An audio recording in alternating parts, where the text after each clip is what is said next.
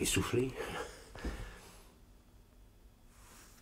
Je ne vois personne dans la cour, sur la porte, à la fenêtre. Je commence à me troubler, je redoute quelque accident. J'entre. Tout paraît tranquille. Du reste, aucun après. Des ouvriers goûtaient dans la cuisine. La servante parut surprise de me voir. Elle ignorait que je dusse arriver. Je monte. Je la vois enfin, cette chère maman, si vivement, si tendrement, si purement aimée. Je me jette à ses pieds. « Ah, te voilà, petit, me dit-elle en m'embrassant. As-tu fait bon voyage? Comment te portes-tu » Cet accueil m'interdit un peu. Je lui demandai si elle n'avait pas reçu ma lettre. Elle me dit que oui. J'aurais cru que non, lui dis-je. Et l'explication finit là. Un jeune homme était avec elle. Je le connaissais pour l'avoir déjà vu dans la maison.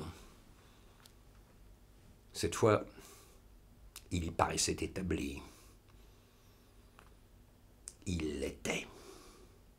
Bref, je trouvai ma place prise. Ce jeune homme était du pays de Vaud. C'était un grand, fade, blondin, assez bien fait. Le visage plat, l'esprit de même, mêlant tous les tons, tous les goûts avec l'histoire de ses bonnes fortunes, ne nommant que la moitié des marquises avec lesquelles il avait couché, et prétendant n'avoir point coiffé de jolies femmes dont il n'eût aussi coiffé les maris. Vain, sot, insolent, ignorant, au demeurant le meilleur fils du monde.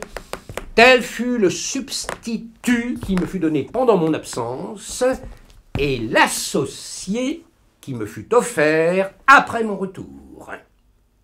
Le nouveau venu s'était montré diligent, exact, pour toutes les petites commissions qui étaient toujours en grand nombre. Maman crut ce jeune homme un trésor pour ses affaires. Elle voulut se l'attacher. Elle employa pour ça tous les moyens qu'elle y crut propres. Et n'oublia point surtout celui sur lequel elle comptait le plus. On a dû connaître mon cœur. Ses sentiments les plus constants, les plus vrais. Ceux surtout qui en ce moment me ramenaient auprès d'elle. Qu'on se mette à ma place pour en juger. En un moment, je vis s'évanouir tout l'avenir de félicité que je m'étais peint. Toutes les douces idées que je caressais si affectueusement disparurent. Et moi, qui depuis mon enfance ne savais voir mon existence qu'avec la sienne, je me vis seul pour la première fois.